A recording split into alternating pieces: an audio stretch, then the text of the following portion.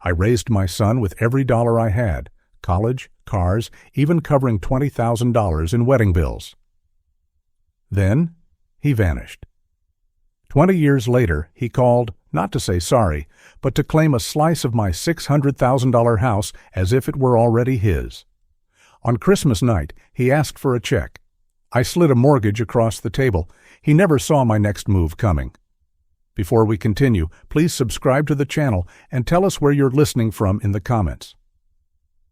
I sat in my Lincoln, Nebraska kitchen that night with only the hum of the furnace for company and the faint glow of the maple tree branches moving against the window. The coffee in front of me had long gone cold, but I kept holding the cup as if it still carried warmth. That old house had been my anchor, the oak floor I'd laid with my own hands still strong beneath my feet, but the silence inside pressed down harder than any storm. It was in that silence that the weight of every sacrifice came back to me. Each dollar, each choice, each moment when I thought I was investing in a future that would carry us both. I remembered the years I carried Ryan through school. 4 years at the university, nearly $62,000 paid out one tuition bill at a time. I worked extra hours, cut back on everything, even sold the only heirloom that had real meaning to me, my father's wristwatch, to cover $1,800 for a car stereo Ryan said he needed in his old Honda. I thought it was just a small indulgence, something to make him happy while he studied, but that watch had been with me through every hard winter and every late-night shift. Handing it over at the pawn shop felt like burying part of my father all over again. When Ryan turned 19, I bought him another car, a used Honda that cost $25,000. I paid the insurance too, about $2,400 every year, because he said he couldn't manage that and focus on classes. I kept every receipt tucked into a shoebox, proof of a father's effort. On the fridge was still a faded photo from his prom night, edges curled under a magnet shaped like Nebraska. He wore the tuxedo I paid for, and he looked happy, proud, like he belonged to something bigger than himself. For years, I told myself those things mattered more than the money. The memory of those sacrifices always led me back to the asset now hanging over my head, the house. My modest bungalow was paid for long ago. The tax receipts were lined up neatly in a file cabinet, each one marking another year I managed to keep it safe. The oak flooring beneath my feet was not just wood, it was my sweat, my patience, my evenings spent sanding and polishing when my back hurt. Meanwhile, Ryan and Kara had bought themselves a suburban home worth around $520,000. They were 3/4 delinquent on the property tax. I saw the notices stacked on their counter when I visited. Bright yellow slips with dates circled in red ink, like warnings ignored. They thought I didn't notice, or maybe they hoped I wouldn't. Their plan was simple enough: tap investors with a shiny pitch, then come to me for the bridge money, $200,000, maybe $300,000, so the house wouldn't go under. They thought I'd play the banker again, the one man in their story who never said no. If I refused, they'd paint me as the villain blocking their growth, the bitter old man who couldn't stand to see them succeed. I could already hear the lines Kara would deliver with that polished tone of hers. "He just doesn't believe in us. He never has." The first time I knew they were willing to choose Graham over me was back in 2002. It was winter then, too, snow piled against the porch, my hands raw from shoveling. I came in from the cold to find Diane, my wife at the time, and Graham Porter standing in my kitchen. Diane's arms were crossed, her face tight. Graham wore that smug half-smile that never left him. Diane told me Ryan needed a winner for a father, someone who could show him how to build, how to live big. My boy, 18 then, looked at me with something close to contempt. "You're stuck, Dad," he said. Just 2 words, but they hollowed me out. Stuck. I had kept the furnace running, the gas tank filled, the fridge stocked, but none of it counted. He took the keys to the car I had just paid off and left, the sound of the door slamming still sharp in my ears all these years later. That was the night he chose. When the phone rang 20 years later, the old landline nearly startled me. I hadn't heard Ryan's voice through it in 2 decades. "Dad, Christmas?" he said, as if nothing had happened. His tone was warm on the surface, but underneath, I heard the calculation. Kara chimed in, talking about prime rib, about the kids wanting to see me. Then Ryan slipped. "Heard about your big property deal," he said, too quickly, too eager. My chest went cold. They thought money was a bridge, something to patch over everything. I knew better. Money was a mirror. It showed people exactly what they wanted, exactly what they thought they were owed. That night, after I hung up, I pulled out a manila folder from the drawer. One by one, I filled it. Bankruptcy papers from Ryan's partner, proof of $39,200 in cash advances on his credit cards, screenshots from their private founders-only group where they bragged about investors, and the tax notices that showed just how deep the hole had grown. I added everything, neat and sharp, like bricks in a wall. I would no longer let them climb over me. Then I picked up the phone and called Angela Ruiz, my attorney. She listened quietly, then said, "We'll do this clean." Next, I called Peter Lang, one of the investors Ryan had burned, a man with his own reasons for the truth to come out. He didn't hesitate. "Send me what you've got," he said. That night, I prepared 7 certified mail packets, addressed carefully, ready for the post office. Each one was a thread of the net that would soon close. I whispered into the empty room to my father, who had long passed, or maybe just to myself as a widower. "I'm going to do this clean." Saying it out loud gave me strength. The furnace hummed steadily, and the maple branches scraped the glass. I slipped a plain white envelope into my briefcase, the mortgage assignment I had purchased at a discount from First Midfield. With it, I owned the note on Ryan's house. They didn't know. Not yet. I sat there, staring at the kitchen wall where the late sun had once left a golden stripe in summers past. The paint had dulled, but the memory remained. All the birthdays, the Christmas mornings when Ryan tore into gifts, the echoes of Diane's voice before everything fell apart. My house carried those memories like scars. I pressed my hand flat against the oak floor and let the truth settle. If they mistook my silence all these years for surrender, they were late to their own lesson.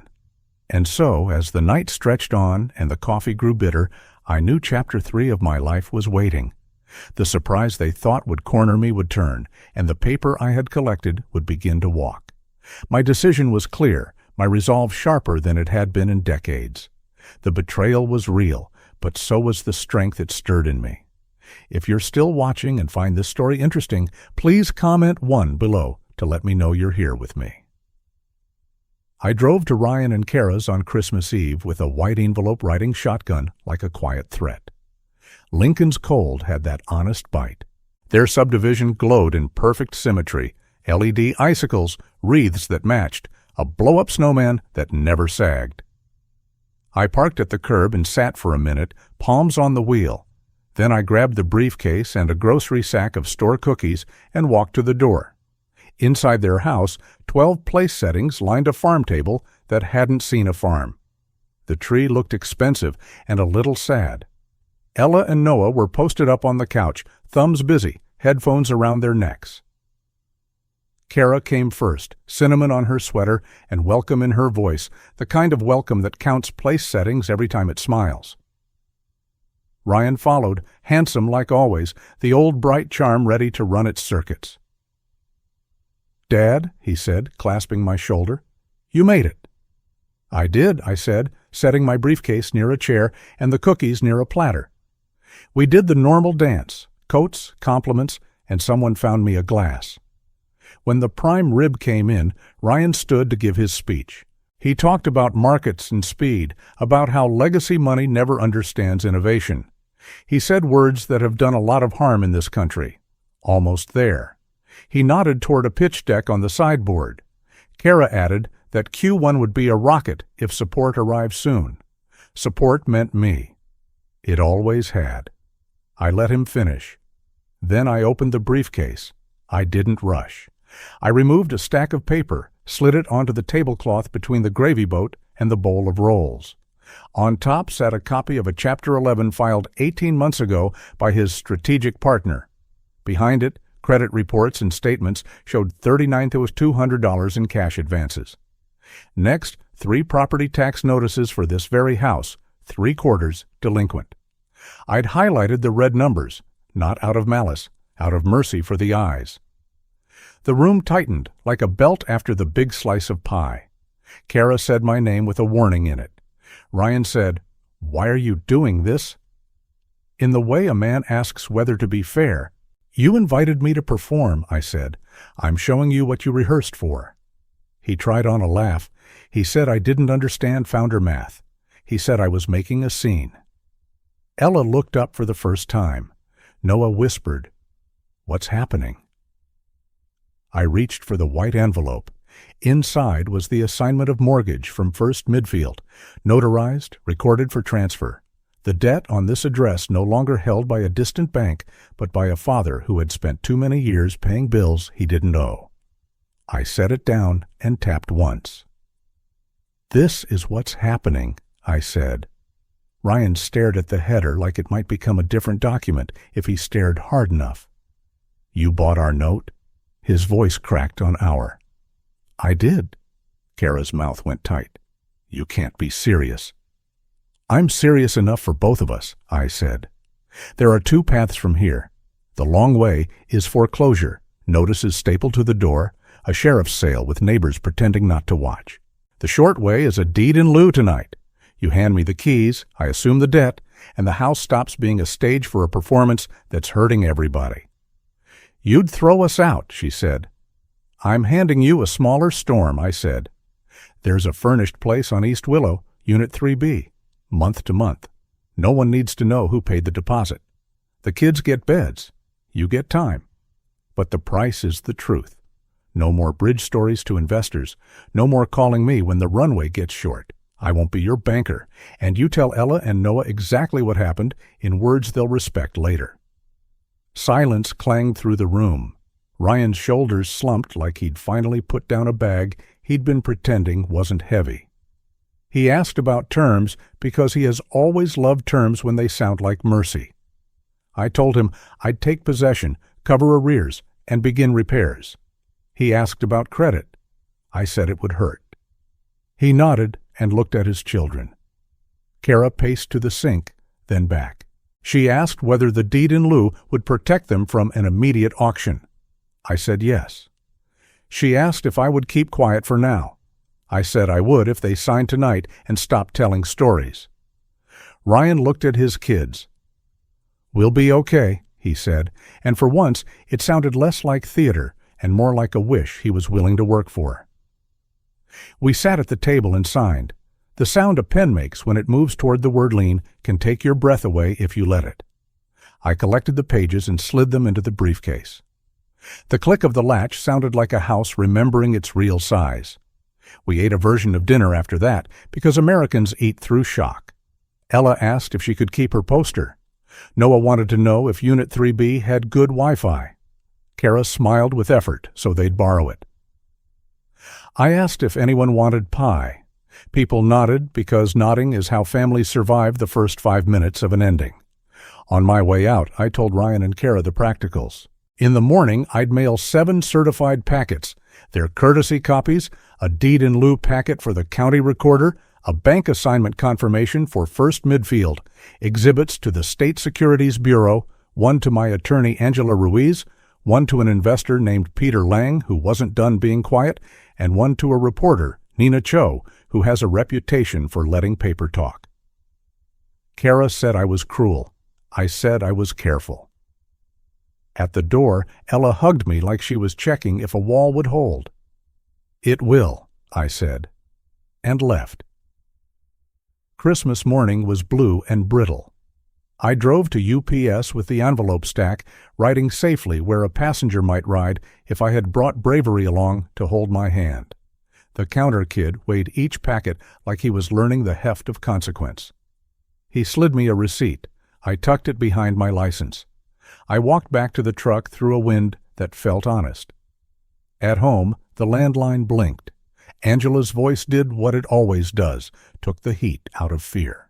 Electronic notice first, recorder's packet on the 27th, breathe between steps.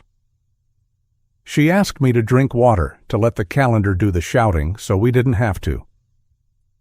I drove to East Willow after lunch to pick up the short-term key from Mrs. Park. She was knitting by the front window, the kind of woman who knows every story and repeats none of them. "They're young," she said. "Young gets better with chores." I set 2 pairs of gloves by the 3B door, stocked the fridge with milk, eggs, and a carton of orange juice, and left a note. Keys on the hook. Radiator clicks at night. It's not a ghost, it's a friend. I stood in the small square living room and pictured Ella at the window when spring arrived, chalk in hand, drawing a tree she didn't have to apologize for liking. News moves by rumor first, then by receipts. I called Nina and told her what was public and what would be public soon. She said she ran patterns, not hit jobs. She said to be precise. I told her I would be. She did not promise me an outcome. She promised me she would read everything I sent.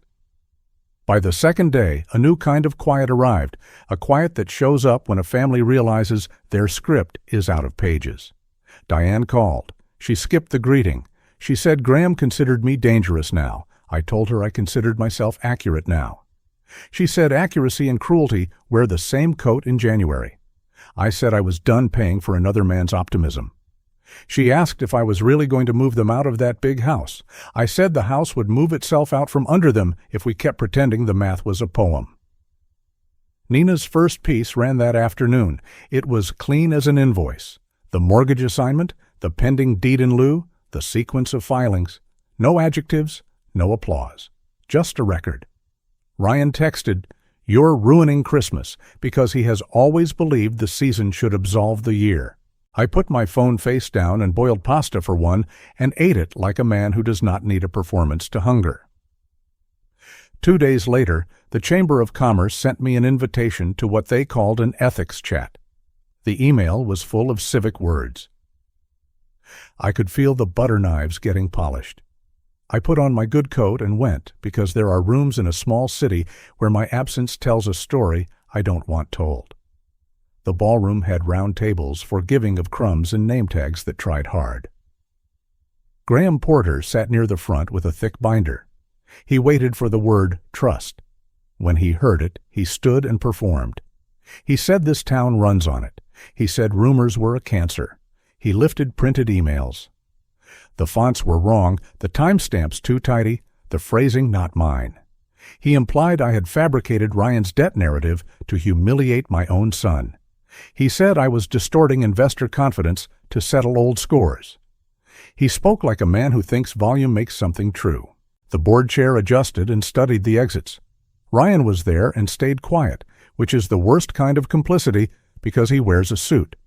When they gave me a microphone, I didn't clear my throat. I said 10 words. "Trust isn't theater," I said. "It's receipts." Then I sat down. The room didn't know what to do with an answer that short. The moderator smiled the way people smile when a dog has jumped onto the table but is not biting anyone. They moved on to small business tax credits. I walked out into the wind because the air outside had fewer opinions. Driving home, I let the anger ride shotgun until it stopped trying to drive. At the house, I took a new index card and wrote 4 lines in block letters. Stop answering first. Trust the paper. Leave a door open for the children. Say peace out loud. I slid the card under the folder like a man planting a boundary. I slept well for the first time. The next morning, Angela called to confirm the recorder had posted the electronic interest.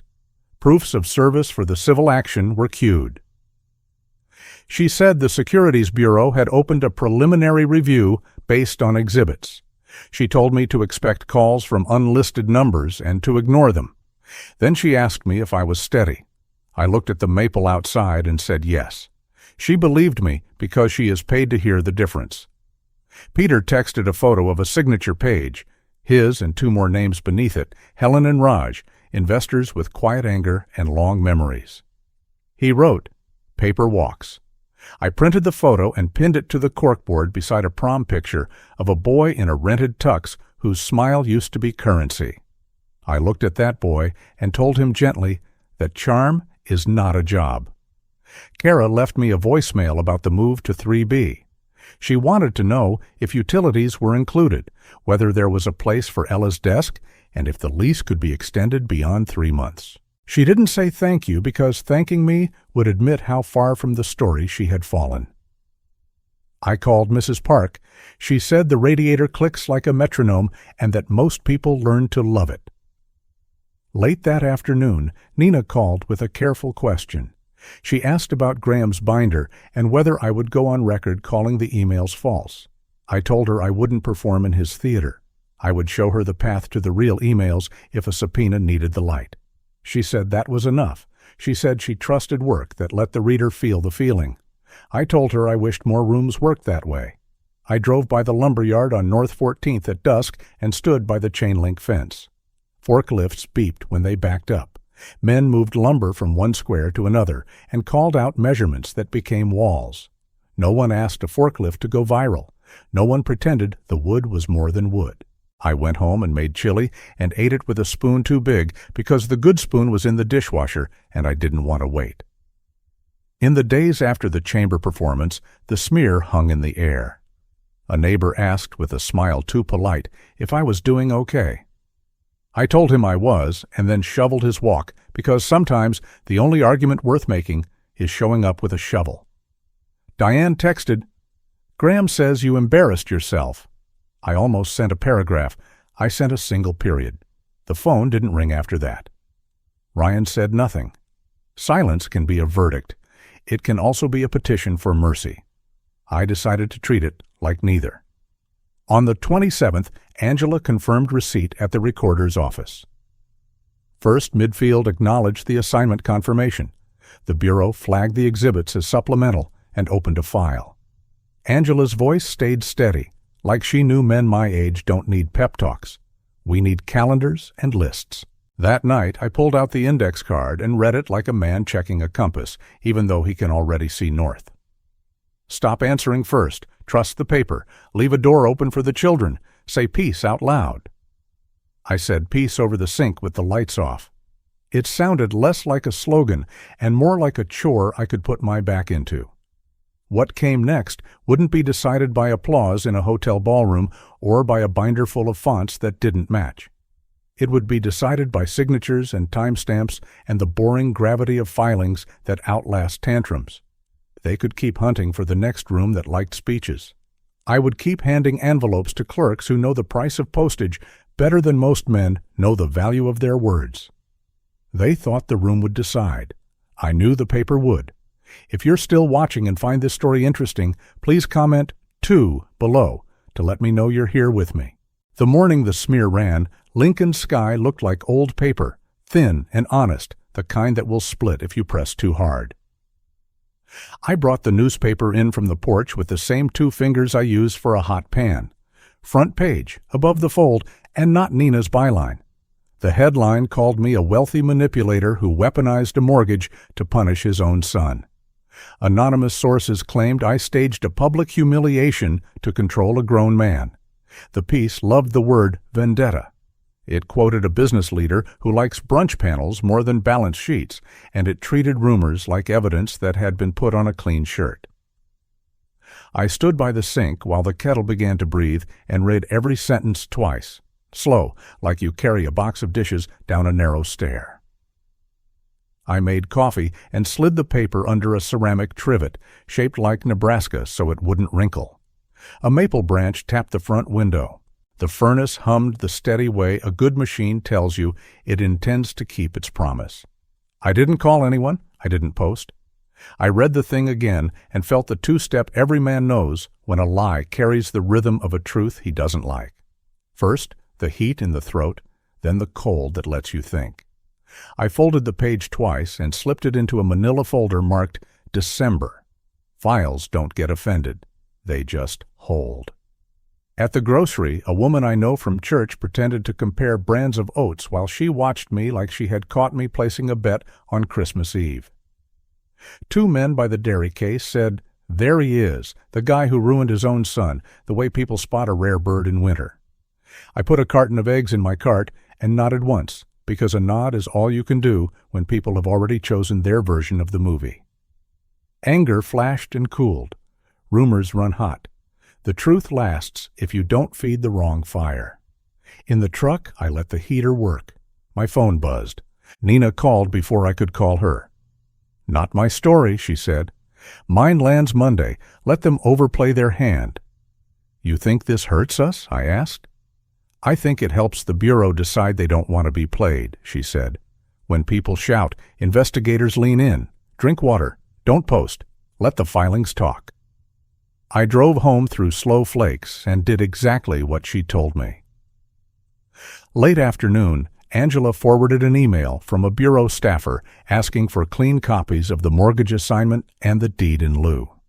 Minutes later, Peter called from an Omaha parking lot. His voice had that tired fight I've learned to trust. "Two of Ryan's people reached out," he said. "One kept notes, the other kept everything.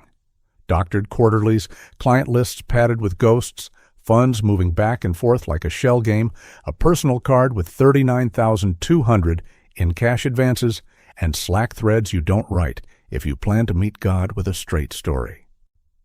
"Are they solid?" I asked. "Better than solid," he said. "They're done being afraid. They saw the paper walk and decided to walk with it."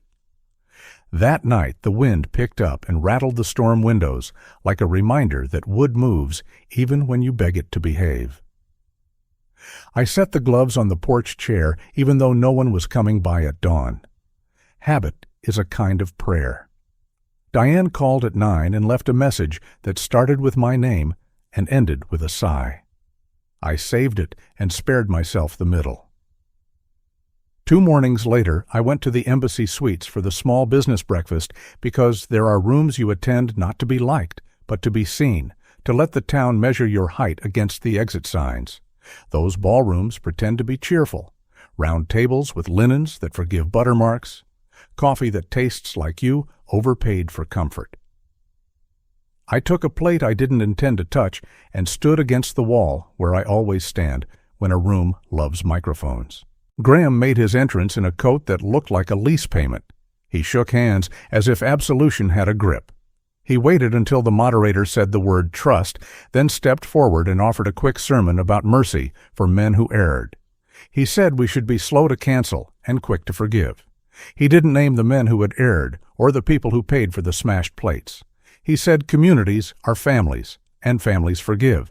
He paused after families like he expected applause. A few folks obliged with the kind of clapping people do when they hope the lights will change and let them drive away from a bad intersection. Nina stood near the back with her notebook closed, visible on purpose. She didn't speak. She didn't need to. Tom Jenkins, who sells trucks and tells the truth by accident, leaned toward his table and muttered loud enough to count as public comment, "These eggs chew like a tire." People laughed too quickly, the way laughter breaks a spell. Graham smiled wider, which is what men do when a room starts slipping. The moderator announced the economic outlook as if the Midwest would vote on it before lunch. I set my plate on a side table and left before anyone could turn my presence into a prop for a speech I didn't consent to. Snow drifted into the seams of the curb as I crossed to the lot. I warmed the truck while the radio promised more of the same weather and more of the same news. I drove past Ryan's office by accident, which wasn't an accident. Outside the building, a knot of media had gathered with long lenses and questions sharpened on deadlines. I didn't stop. I parked around the block and walked a side alley that smelled like exhaust and coffee. Under a loading dock overhang, a man smoked a cigarette. He didn't know how to smoke. "You following me?" he asked when I said his name. "No," I said, watching. "They want me to step down," he said. "Temporary." He looked at his hands. "Temporary means gone." "I know what temporary means," I said. He took a drag and choked a little. "You've been feeding them," he said. "Press, investors, the Bureau. You turned our mess into a meal and invited the town." "Not feeding," I said, pointing. "They arrived hungry on their own." He laughed without humor, a sound I recognize in my own throat some nights. "You could help me," he said after a while. "Tell them it's not what it looks like, that I made mistakes, not crimes. Tell them you're the one with the mortgage. Call it a family matter, nothing more." "What would you do differently if I did?" I asked. He stared at the snowbank, not at me. The longer he didn't answer, the louder the truth got. He flicked the cigarette into the slush where it hissed like a small lie caught in bigger weather. "You'll regret this," he said finally. "I already regret a lot," I said, "but I don't regret asking the paper to remember when people forget." He didn't ask me to come inside. I didn't offer. I walked back through the alley while the vents hummed and the snow did its quiet work of making a town feel like it could start over if it wanted it bad enough. The front page piece kept echoing. At the hardware store, a cashier bagged my screws with the brand name facing out so the man behind me could read it. In the post office line, an old union man I know put a hand on my shoulder and whispered, "Keep going." I'm like we were on a picket line, and the second shift was coming in, tired but steady. That night, Nina called to confirm a date she already knew. She didn't need the date. She needed me to hear her voice steady. "Monday," she said, "have a pot of coffee ready. It will read like a ledger." On Monday, her story landed. It didn't need a headline that shouted. It listed filings, attached dates, named accounts, and explained in sentences anyone could read while stirring chili the difference between cash flow and fiction. It laid out the assignment of mortgage, the deed in lieu, the arrears paid on a house appraised around $520,000, the county tax notices 3/4 delinquent, the investor complaint drafted by Angela's hand and Peter's tired fury, and the bureau inquiry triggered by exhibits and timing that looked like a pattern instead of a plot. It quoted no anonymous experts. It quoted the filings. People read it at their kitchen tables and nodded like they were counting screws for a project they intended to finish. The calls that mattered came from numbers nobody wants. Angela's first. "They've gone formal," she said. "We have a docket. A consent order will be on a table by Thursday if no one stages a scene." Then Peter. "Helen and Raj signed," he said. "And there's noise about a John in accounting who has a Slack export that's going to make a compliance officer cry." He paused. "Are you okay?" "I'm a man in a kitchen who knows what day it is," I said. "Then you're ahead of most," he said, and hung up. I sat with that. I wrote my 4 rules again on a fresh index card because sometimes the muscles need reminding too. Stop answering first. Trust the paper. Leave a door open for the children. Say peace out loud. I slid the card under the manila folder the way my mother used to slide a good recipe back into the cookbook at the dog-eared page. Wednesday night, the wind dropped. Snow stacked quietly on railings and on the porch chair where the gloves waited like a habit, doing its own job. I slept the way men sleep after a day when people in offices did what they were hired to do and no one demanded applause for it. In the morning, Angela called and said, "Courthouse on O Street, 2nd floor, wood paneling, window to a frozen lawn. Bring nothing you don't want copied. Wear your good coat if it makes you calm." I said I would. She told me to breathe like paperwork has lungs. The courthouse knows how to swallow noise. How to. Even when voices rise on the steps, they flatten after the metal detector. We filed into a conference room where a court reporter set up her small machine like a priest laying out clean linen. Angela arranged her folders by color and calm. A bureau attorney with distance runner shoulders nodded once. Across the table, Ryan sat with his counsel, a man who looked like he practiced sentences in the mirror to see if they could pass for mercy. Kara's mouth was a straight line, drawn by someone who doesn't trust curves. The room had the smell of old wood and warm printers. Out the window, the lawn held its breath. The bureau attorney began with the thing that mattered, the paper in front of us. She described a consent order with no admission of guilt for civil purposes, but an acknowledgement of conduct. She read out a 7-year bar from raising public or private capital or serving as an officer or director of any entity that asks other people for money. She read a monetary penalty that would not bankrupt a man, but would refuse to flatter him. She read a mandatory restitution plan with quarterly compliance check-ins and a prohibition against commingling client funds that no one should need to have read aloud in the year we are living. Ryan cleared his throat and asked if 5 years was possible. The bureau attorney did not smile. She said 7. His lawyer put 2 fingers on his forearm. He looked at me the way boys look for exits in rooms that only have doors.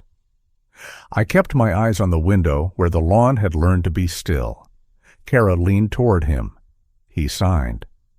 Pens make a sound when they pass through a loop at the end of a name, a soft click like a habit breaking. Printers warmed, consequences cooled. Nobody cheered. A notary with a pleasant cough stamped what needed to be stamped, and the court reporter collected our words the way a careful person saves seeds. When the attorney summarized the restitution plan, the number didn't boom. It sat there, real as boots. Payments on the 5th. Proof to investors quarterly. Miss a deadline, and a trigger pulls a consequence you can't argue about online. Angela slid me a copy and held my gaze for 1 second, which is how she says, "Trust it." Ryan's counsel requested 1 edit to a comma that didn't change a thing. He wanted to earn his invoice. Angela allowed it. The machines hummed on.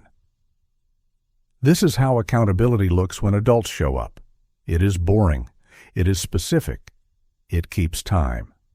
We broke for 10 minutes while staff swapped binders like stagehands who prefer no applause. In the hallway, Ryan stood under a clock that had given up gaining minutes years ago. He didn't look at me. Kara did. Her eyes had the shine of anger and something else that can almost sit still if you let it. "Are you happy?" she asked when we ended up 2 feet apart, because hallways do that to enemies who plan to keep living in the same town. "No," I said, "but I am done pretending the tide isn't real." "You've ruined his career," she said.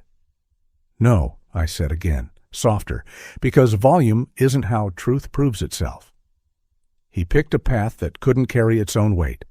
I asked the bridge to admit it. She called me cold. I let the word sit between us. Cold keeps food safe. Cold preserves bodies for identification. Cold saves August if you use January right. Angela touched my sleeve. "We're back in," she said in a courtroom whisper that makes even elevators behave. The civil framework came next. Peter took the seat across from me, coat open, tie loose, a man who has learned that work happens when you keep your mouth from writing checks your hands can't cash. Helen and Raj sat 2 chairs down, faces I knew from fundraisers where the chicken was dry and the speeches were wet. The agreement did not ask to be loved. It was asked to be signed. It required restitution, set dates, defined default, and stated in clear sentences what would happen if someone tried to charm their way past paper. Angela walked us through it the way an honest mechanic points to the parts that actually turn. We signed. The court reporter gathered more seeds. Outside the courthouse, the snow had thickened into big obedient flakes that understand gravity. Reporters had learned not to wait by the door. Graham's car idled across the street. He stayed inside and pretended the heater could fix the story he had overplayed. I stepped into the cold and breathed the kind of breath that feels earned.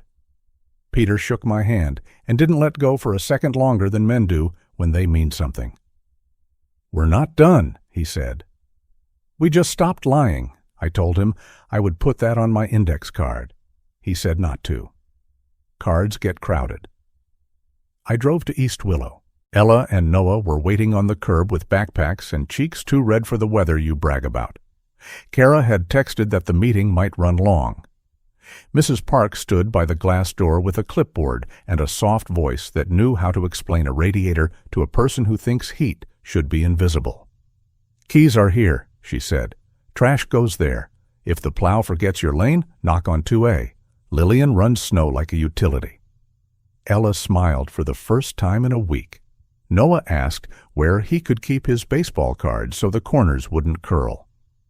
"Top shelf," Mrs. Park said. "Scotch tape is a liar." I drove the kids to my house first because there were muffins on the counter and mugs that have learned how to listen. We ate in a triangle at the kitchen table that has heard most of the sentences I have said that mattered. I didn't make speeches. I told them the rule for the gloves on the porch chair and the trick for getting salt off boots with vinegar. Ella asked if they had to thank me. I said no, thank the rent being on time. Noah asked if the radiator at 3B would click at night. I said it would, and that sometimes the clicking is a comfort because it proves the thing meant to keep you warm is awake.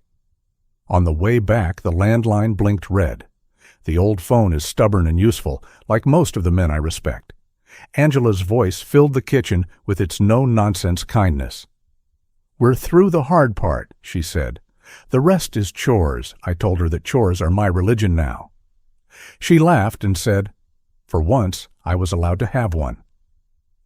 After we hung up, I texted her one line, "Paper remembers when people forget."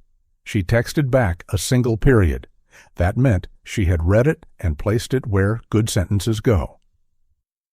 Evening settled gently. The furnace hummed the way it does when it has decided to keep the house honest. I set my index card on the counter and traced the letters with a fingertip like a man who writes prayers in block print. Stop answering first. Trust the paper. Leave a door open for the children. Say peace out loud. I said it. Peace. Not to win anything, not to brand anything, just to fill the kitchen with a word that has done more work than most people give it credit for. They thought I was weak. Now they see consequences. Graham tried one more thing before the week ended. A letter to the editor written in the voice of a man who believes syntax can rescue him from receipts. He said communities must resist the weaponization of paper. He said fathers must love. He did not say what love owes to checks mailed on the 5th. The letter landed on a Friday when most folks were hauling trash cans over snow berms and deciding whether to make soup. Nina's second piece ran the next morning. She described the whistleblowers by role, not name. She laid out commingled funds and misrepresented client lists. She printed a quote from the consent order about the 7-year bar and explained it like a neighbor showing you where to turn your water off if a pipe bursts. Ryan called that afternoon. The call rolled to voicemail and left a short message. "I signed," he said. "I'll make the 5th. He didn't say sorry. He didn't say thank you. He said a sentence that can grow into either if a man waters it with work. I saved the message. I didn't return the call. Some bridges need time alone with the river. Sunday, I saw Ella and Noah on the walkway outside 3B with chalk and colors that don't exist in nature and should because grief deserves neon. Ella drew a tree and a square window. Noah drew a play that would not work, but looked determined. They waved. I pointed at the corner where the wind collects leaves and told them that is where the first bird will stand when the feeder goes up. Mrs. Park stepped out with a seed and a smile like a clean bill of health. She looked at me. She didn't say my name. That was its own mercy. In the weeks that will follow, there will be checks and work, and the boring discipline that changes people without a single headline. There will be the 5th circle on calendars and envelopes that leave a man's hand on time. There will be a bureau that reads reports and an accountant who copies numbers twice. There will be a father who keeps his mouth smaller and his hands steady. Tonight there is a house that has learned its size, a kitchen that has heard anger and chosen quiet, and a man who is tired in a way that feels like a fair trade for a day when paper did what it was made to do. I will sleep and let tomorrow carry its weight. If you're still watching and find this story interesting, please comment 3 below to let me know you're here with me. The first morning felt like a reset you can hear. 5:55, the street was ill blue with cold, and a pickup rolled slowly past my window. I had put the gloves on the porch chair an hour earlier because old men rise before the facts. Miguel Ortiz had called the night before after listening to Ryan's voicemail. The message was short and humble. Miguel said that counted more than a resume. 6 a.m., steel-toe boots, gloves, and if he wanted to earn a smile, a box of bear claws would not hurt. I stood with a mug in my hand and watched headlights stall in front of my house. A knock, not cocky, Not entitled, just a man checking on another man. I opened the door. Ryan held up the gloves like proof that we were both telling the truth. "Miguel likes bear claws," I said. He nodded, a small wordless, "I heard you," and the truck idled while he walked back down my path and carried the first job of the day to the passenger seat. He did not linger. He did not perform. He left for work before the sun made any promises. By 12:42, my landline rang twice, and then my cell buzzed with a text. "Clocked in. Cart math is harder than I thought." No emojis, no audience. Just the fact of a job on a phone that used to carry only excuses. I looked at the screen and set it face down on the counter. He needed muscle, not applause. Work is a language that does not need a translator. Around 2, Miguel called me from the yard. His voice had that steady hum a good foreman carries. "He lifted wrong once," he said, "and learned. He wants to do well more than he wants to look good. That is the right order." I thanked him and put the kettle on. The furnace breathed. The maple outside shook its salt crust and went still again. The first money came in on a Thursday when the sky cleared, as if someone had wiped the glass and found the town underneath. Peter Lang forwarded the deposit confirmation with no adjectives. $18,900 received, applied to the restitution plan. Angela confirmed the recorder had logged the deed in lieu in the county system, and the timeline had started. She wrote, "Quarterly compliance is on the calendar. Keep your copies dry." I stood at the counter and took out my index card. 4 lines already there from the week the paper began to walk. Stop answering first. Trust the paper. Leave a door open for the children. Say peace out loud. I printed a 5th line in the same square hand my high school shop teacher had praised when he ran a finger along a clean dovetail. Earned is greater than owed. I tapped the card once with my knuckle and slid it under the manila folder the way you tuck a photograph back into an album when you finally know what it means. Moving day to Unit 3B came on a Saturday that pretended to be kind and then reminded backs about age.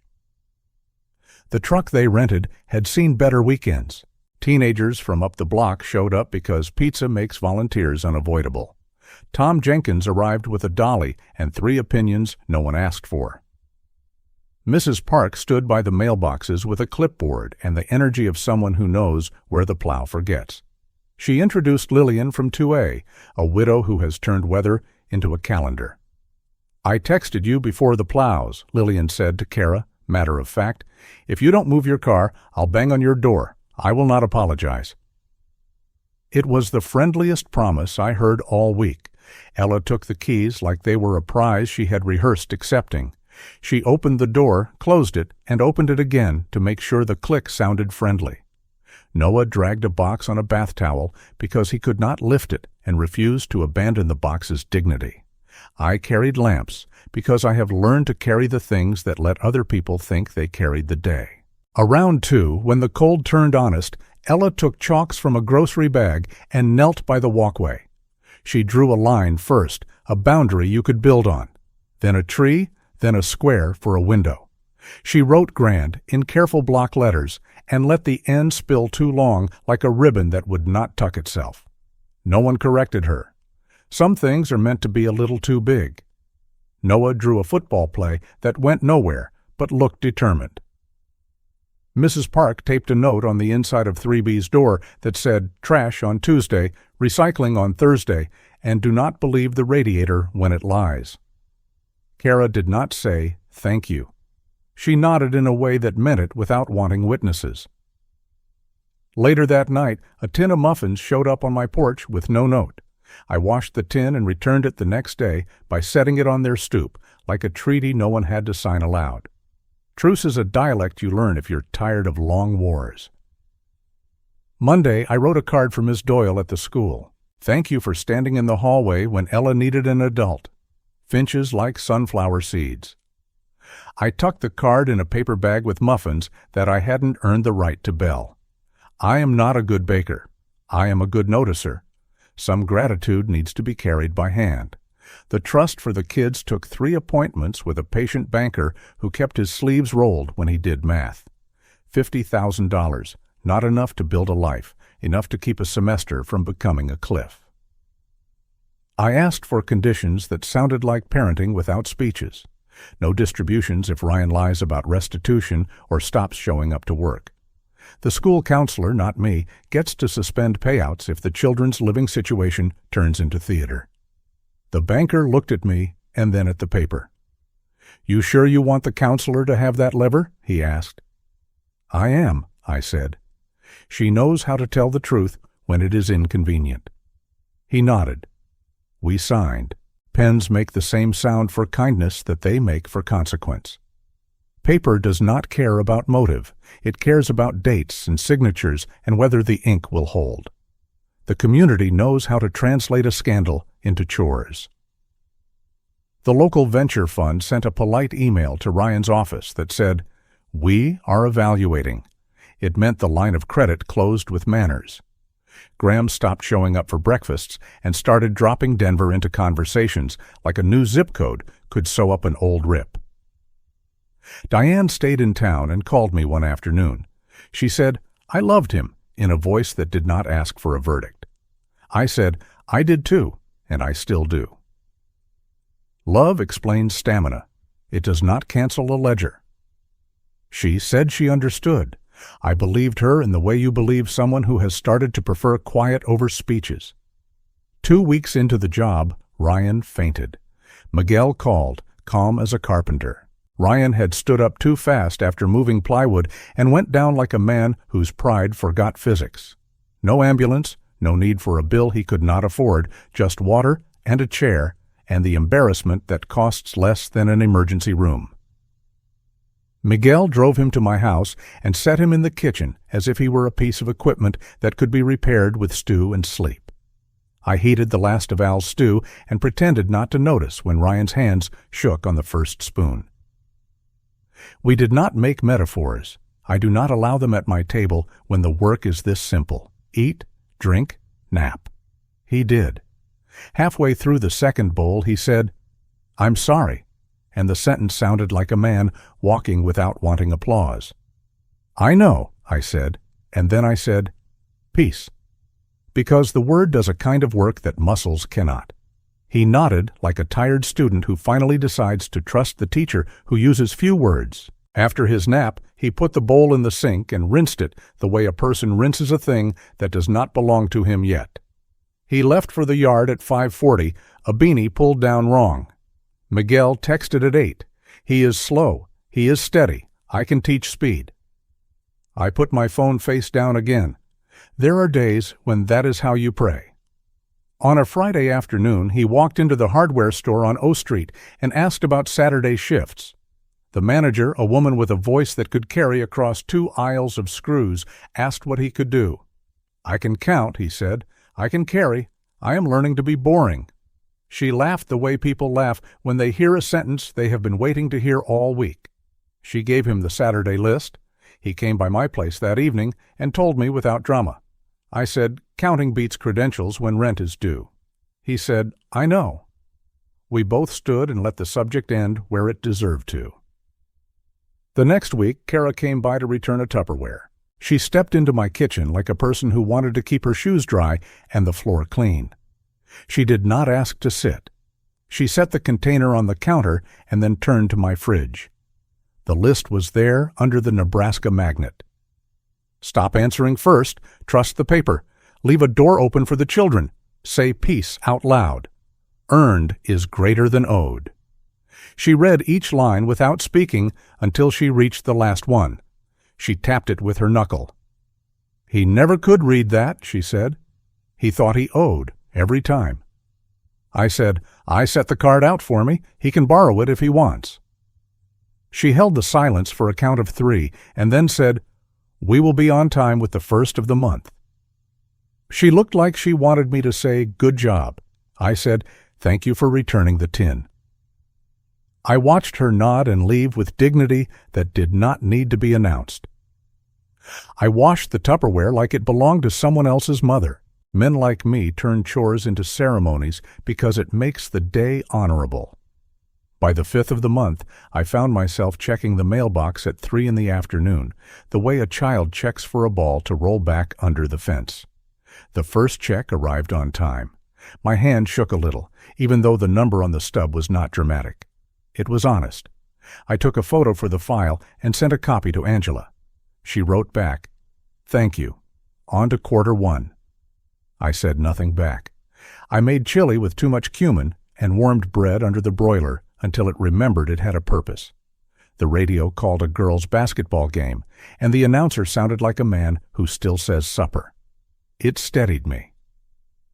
The second week of steady work, Miguel sent a photo I did not ask for. Ryan, in a yellow vest, a forklift idling behind him, a stack of 2x4s squared to the world. His shoulders did the shapework pride used to. He was not smiling. He was not selling. He looked like a man who had told his body to be useful. I held the phone longer than necessary and then put it face down again. I went to the porch and looked at the maple. A cardinal hit the feeder and exploded red like a small truth someone had forgotten to announce. I whispered, "You are allowed to be ordinary," and it could have been for the bird or for me. Either way, it worked. The town adjusted in the way towns do when a scandal stops being a sport and becomes a calendar. The chamber found a new topic. The grocery line went back to recipes. People who had said "there he is" began to say, "Excuse me," and mean it. Graham did leave after all the words he had placed in other people's mouths ran out of places to sit. Denver, someone said at a lunch I did not attend, with a title that would look good on a card and not as good when a man tried to sleep. Diane stayed. We ran into each other at a hardware aisle and talked about paint without crying. She said, "I loved him," again but quieter, and then said, "That's not a defense." I said, "It explains bias." And she laughed once like someone who had finally found a soft chair at the end of a long hallway. Angela kept her promise to turn heat into paperwork. "Civil framework signed," she said on a call where she ate almonds between sentences. "Checks on the 5th or we escalate. If you hear a rumor, let it die. Let me carry the sword. You carry the index card." I told her I was better with index cards than swords. She said she knew. It is good to be known accurately by the person who tells you when to show up. On a Tuesday, when the cold made the air look brittle, I took a small brown bag to Westfield and handed it to the office. Ms. Doyle met me halfway down the hall. I told her finches like sunflower seeds. She smiled, no need to interpret. She said Ella had started correcting the attendance clerk's spelling on purpose and then apologized on purpose, which is two kinds of growing up at once. I said I would mention it to Santa and asked if Santa reads quarterly reports. Ms. Doyle said Santa reads everything that needs a quiet witness. I went home and found my house warmer than the thermostat could explain. I started saying no in sentences that did not need witnesses. A neighbor wanted the story told again. I told him I had put the story in a drawer so it could learn to behave. A man from Rotary asked me to speak about accountability at a luncheon. I told him my lunch hour belonged to a broom and a book. It felt like freedom to place my time back in my pocket. "I don't need them anymore," I said out loud in the kitchen, where I have said the worst things and the best. I have myself. The sentence was not a performance. It was housekeeping. I swept. I cleaned the top of the fridge. I fixed a hinge that had been arguing with gravity for a year. The kids' walkway gathered chalk again when the snow took a day off from being stubborn. Ella wrote "grand" with the same long N, then added an exclamation point that bent like a reed. Noah drew the end zone bigger this time and told me that it made the truth about the line easier to see. I said I agreed. He told me he got a B on a spelling test and did not mind. That is also a kind of line, and I marked it in my head. On Saturdays, Ryan stood at the hardware register and counted. He learned to find peace in scanning barcodes and carrying bags of salt to trunks. He told me once in my kitchen, plain as a weather report, that boring pays better than drama over time. I told him I would get that embroidered on a pillow if I believed in pillows. He asked if I wanted to meet after work for coffee. I said that another time, and he did not look wounded. Boundaries began to feel like furniture arranged on purpose. Kara texted me the first time she paid the rent on the 1st without a reminder. A screenshot, nothing else. I wrote back, "Thank you." She wrote, "You're welcome." Later that week, an envelope appeared under my doormat, Ella's handwriting on a card. "Thank you for the tree." A drawing of a bird with a hat that made no sense and made all the sense. I put the card on the fridge with the Nebraska magnet and moved the index card to the right so both could share the space. A house tells you where to put hope if you listen. Peter sent quarterly updates that read like recipes for a dish you intend to make until you get good at it. Angela checked in after the first of the month with one-sentence texts. Received. Logged. Thank you. The Bureau sent a letter that was so bland it felt like mercy. Compliance proceeding as expected. I put the letter in a sleeve because some blandness deserves preservation. The front page stopped calling me a manipulator. It started writing about potholes, which is healthier for a town than men like me becoming headlines. By the second month, the routine had worn grooves I could trust. Gloves on the porch chair at 5:30. Headlights at 5:55. Knock at 5:58. The sound of a man who had learned not to expect entry for free. "Bear claws again," he would say with a small grin that did not ask me to love it. "He will start asking for apple fritters if you keep spoiling him," I would say. He would say, "Let him try," and he would walk back to the truck. Ella started taping spelling words on the inside of 3B's door. Noah started keeping his cards on a high shelf, like a museum. Kara started returning things on time. We did not congratulate each other. We operated. In March, the Cardinal brought a friend, the kind of bright that makes neighbors point and store their phones in their pockets, because sometimes it is enough just to see a color and tell yourself to remember it.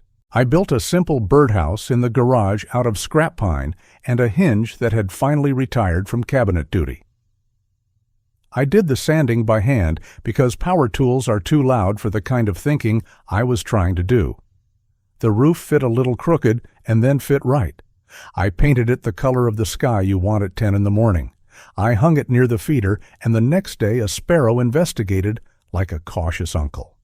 Diane called once more and asked if I wanted to meet at the park and walk. We did. We did not talk about him. We pointed at dogs and argued gently about coffee. We said the word grandparent out loud and did not flinch. At the end of the path, we shook hands like two people who had stopped asking the past to explain itself. She said, "You look okay," and I said, "I am." Okay is not a sin. Okay is a goal when a house finally knows its size. The last thing I changed before spring was a line on my index card. I added a sixth, careful as a man writes the title on a book he intends to keep. Show up, then shut up. It felt like the plainest wisdom I had ever bought at the highest price. I set the card back under the folder and turned off the kitchen light. The house hummed its contentment. Somewhere in the town, a plow grumbled for the last time that season and drew a seam down a street that could finally remember what it felt like to be simple. I stood on the porch one more minute, the way men my age stand in their doorways and take measure. A neighbor waved. Across the street, a father taught a boy how to throw in a way that would not hurt his shoulder later. Ella shouted from the walkway that her tree had a name now. I asked what. She said patience. I said it was a good tree then. She smiled like a person who had begun to trust that some grown-ups will tell the truth even when it was small. Inside, I sat at the table with a pen I like and wrote a list not for the fridge, but for the drawer.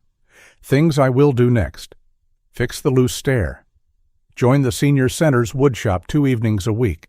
Volunteer with Ms. Doyle when they need shelves built for the library. Learn the names of birds beyond cardinal and sparrow. Make soup without burning it. Call Peter on the 2nd to ask how the investors are sleeping.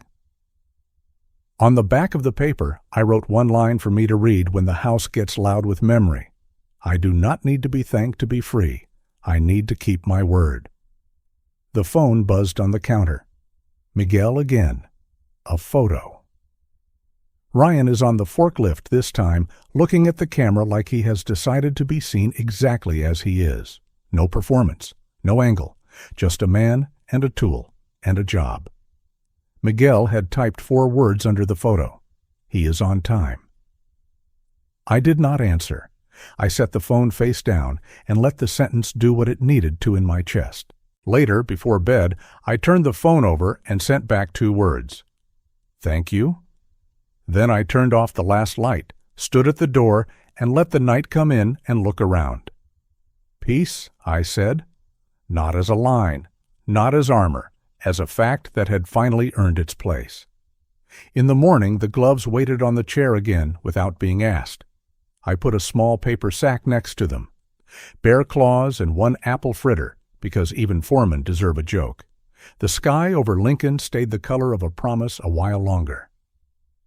Down the block, Mrs. Park swept salt off the stoop with the efficiency of a person who refuses to slip. Lillian from 2A waved before she could think better of it. Ella opened the door and taped a new word to the inside frame. Boundaries? Noah asked if he could draw the end zone bigger again. I said always. He grinned like he had discovered a rule that would keep working even when no one applauded. I made coffee and stood in my kitchen and listened to the furnace hum, the quiet that comes after a fight you decided not to keep having, the small household noises that tell you a life is being lived. I took the index card out one more time. I traced each line. Stop answering first, trust the paper, leave a door open for the children, say peace out loud. Earned is greater than owed. Show up, then shut up. I tucked it away and picked up a flyer I had taken from the community board near the library. Senior Woodshop Nights. Bring a project or a willingness to learn. It felt like a door that opens without anyone losing. The street brightened. Headlights again. The knock again. I opened the door and handed the bag over without ceremony. Miguel likes apple fritters too, I said. Ryan smiled, the tired smile of a man who knows laughter is easier when checks clear. Copy, he said. He turned to leave, paused, and said a sentence that did not demand anything from me. I'll bring the kids by Sunday if that still works. It does, I said. Bring the chalk plan. The walkway needs a new season. He nodded like a person who had found a map and decided to use it quietly. I watched him go, then closed the door and let the house stay the size of its rooms. I did not need to make it a temple today. I needed it to be a home. I keep the bungalow. I fixed the loose stair that used to creak every night around 10. I replaced the cracked mug that had lived too long by the sink, but I keep the old maple out front and the thin bird feeder that sways like a metronome on windy days. I sweep the porch in the mornings and rinse the coffee pot at night. The house fits me now. It does not ask to be a stage. It asks to be swept, to be warmed, to be used. Saturday walks have turned into a quiet ritual. I circle the block, nod at Mrs. Park when she is inspecting the mailboxes, and then I head to the hospital chapel desk for the 11 o'clock hour. I sit with a sign-in book, a bowl of peppermints, and a stack of tissues. People come because they need a place that does not sell anything. I point to the guest book. I tell them they can write or sit or just breathe. The furnace hums at home when I return. That sound and the clock on the wall are my calendar now. Bills are paid without drama.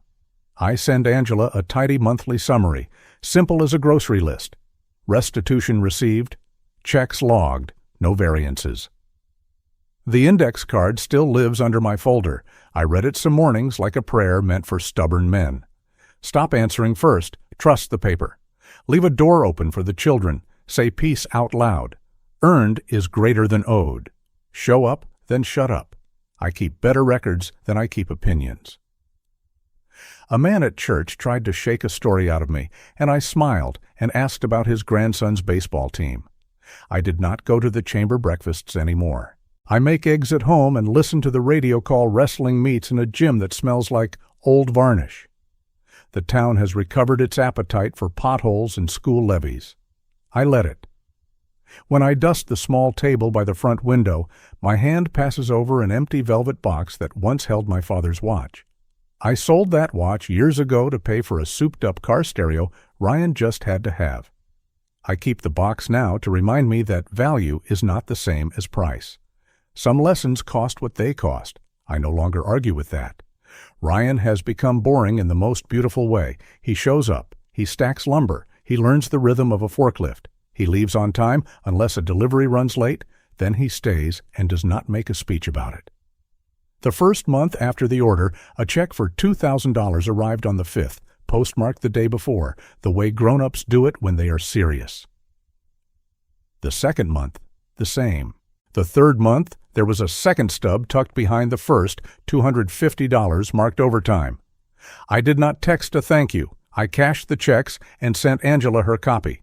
She answered with one-word replies that felt like a firm hand on the back. Logged, received, proceed.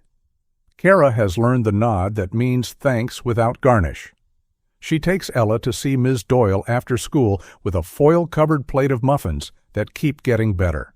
Ella likes to hand over the plate herself and say, "We appreciate you." Ms. Doyle says, "I appreciate your spelling," and gives a look that makes a girl stand up a little taller. Noah has opinions about pizza that somehow turn into opinions about fourth down strategy. He is a decent kid. He hides his video game controllers on the high shelf because he says he is learning to put away the easy dopamine. He learned the word dopamine at school, and it has not ruined him. Graham has a title in Denver, the way a man buys a new coat when the old one won't keep him warm anymore. LinkedIn sent me a suggestion to congratulate him on the move. I did not click. I heard once from a friend of a friend that he shows up at cocktail things with a story about how the Midwest never understood innovation, and people in the room nod and check their watches. That feels like punishment enough. Diane stays in town. She texts sometimes. "I'm learning different winters," she wrote in January. I answered, "Me too." The message bubble pulsed. She wrote, "They sting less when you stop waiting for spring to fix you." I typed true and left the rest alone. We are okay as two people who have finally stopped misusing each other's silence. The soft surprise came in with the kind of text you read twice. Unknown number. We're getting birds already. I looked out at the feeder, and there was a red flash that could only be a cardinal having himself a day. I wrote back, "Who is this?" The reply took a long minute. Diane. "I never told you, but I was the one who left that first thank you for 3B when I couldn't sign my name to the feeling. I read the screen, and then I looked at the feeder again. The cardinal pecked and made a mess, and a sparrow snuck in beneath like a careful banker. I didn't try to make the moment into being bigger than it was. I typed one word. Peace. She sent a period, which is how you nod on a phone when you do not want to risk the wrong sentence. On Sundays, they come by if the weather is willing and the yard doesn't have a rush delivery. Ella brings a sack of chalks in colors that do not exist in Nebraska skies. Noah brings a pizza flyer and 1,000 opinions he calls suggestions. Ryan walks a step behind with his hands in his pockets, like a man who is choosing the right place to put them down. We chalk boxes because boxes are useful. I tell the kids that boxes are friendly when you learn to turn them on an edge. They laugh, and then they try it, and then they nod because it works. Ryan kneels to color in a corner someone else abandoned. He does not ask for praise. He says a thing now and then that lands like a man laying a board where it belongs. "I'll be late sometimes," he told me the second Sunday, eyes on the chalk, not on me. "Checks are changing. I'll call. I won't ask you to fix it." "Leave fixing to people with tools and time," I said, and he nodded like he heard the right noun in that sentence. Kara drops off the muffins and drops out of the spotlight.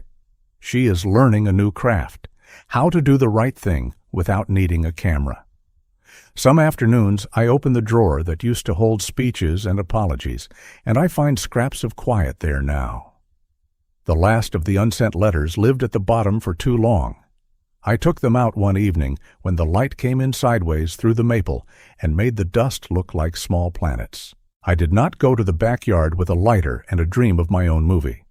I walked them to the blue recycling bin and slid the stack in and closed the lid.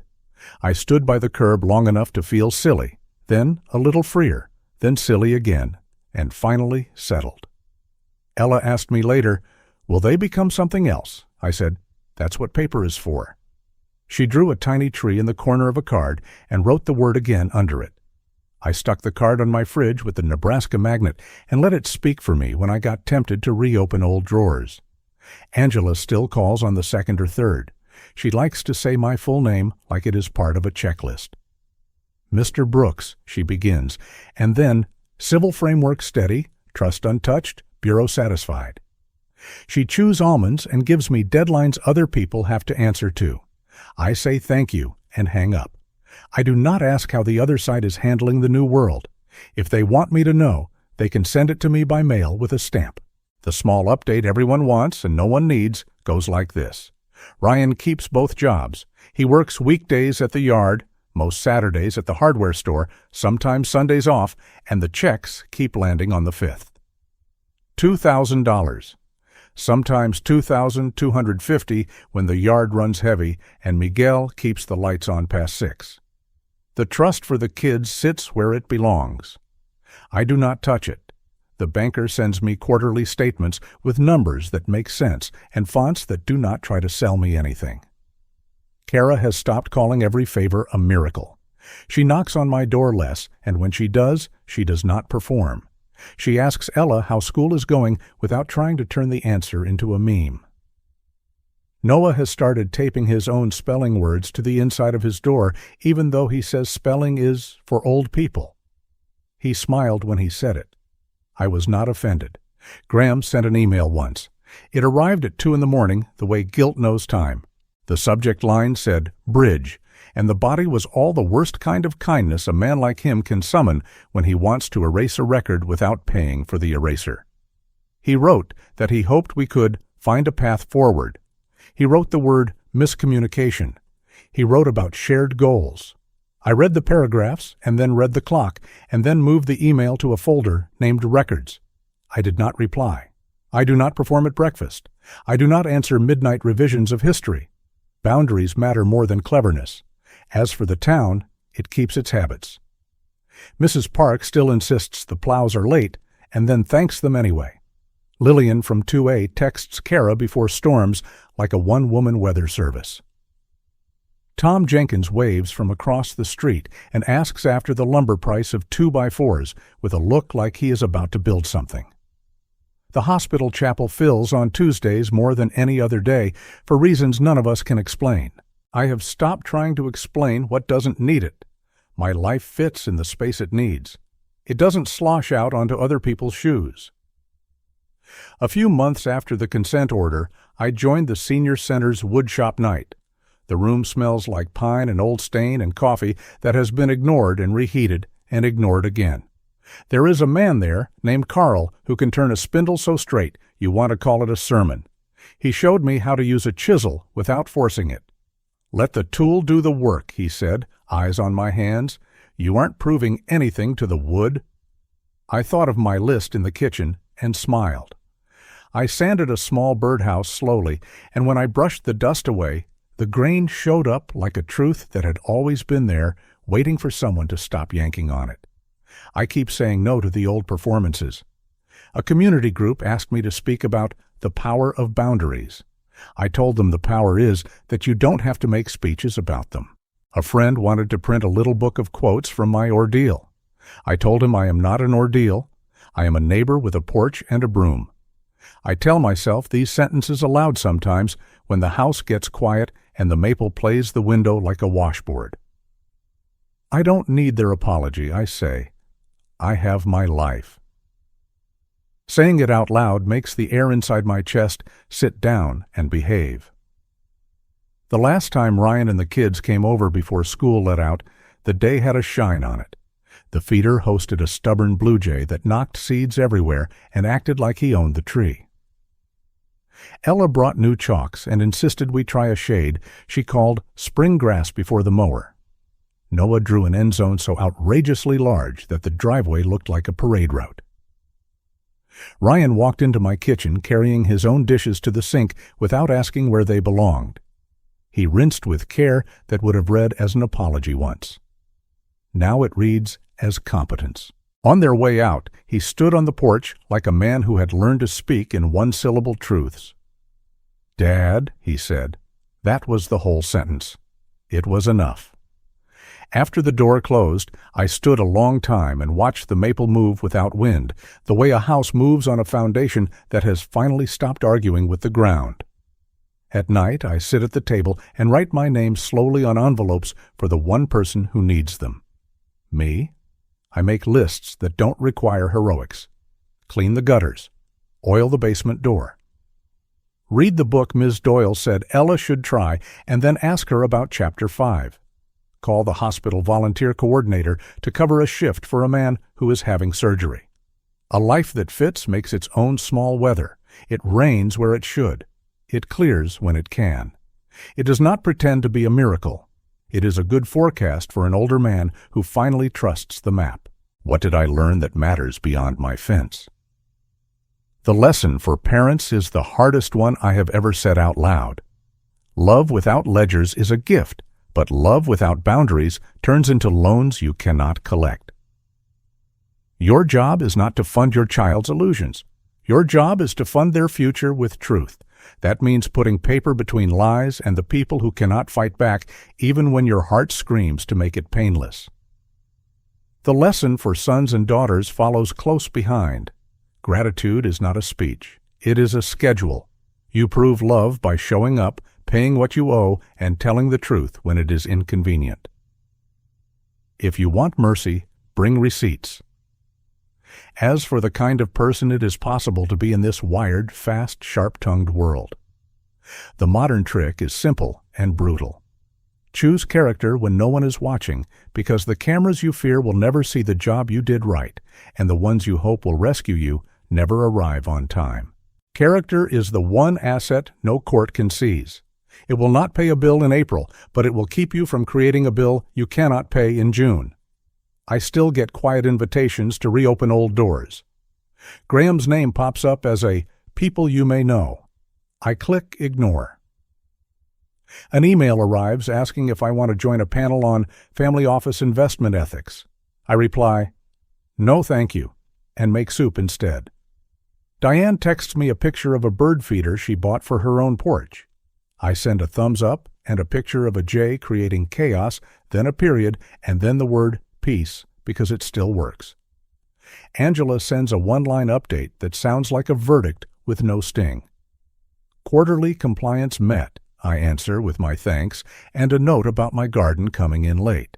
She replies with a photo of tomatoes that look like stop signs. I laugh.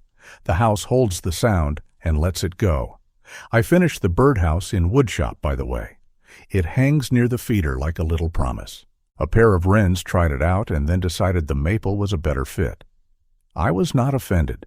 Not everything I build is for permanent use. Some things are practice for my hands. Some things are practice for my patience. I keep the spare screws in a jar that used to hold pickles, and I label it with a strip of masking tape, like I am a man making a life out of parts that did not match the first time. On the last cold morning before spring, I stood in the doorway, the way I do, coffee in one hand, the other settled on the frame, like I am holding the house up, even though the house urges me to relax.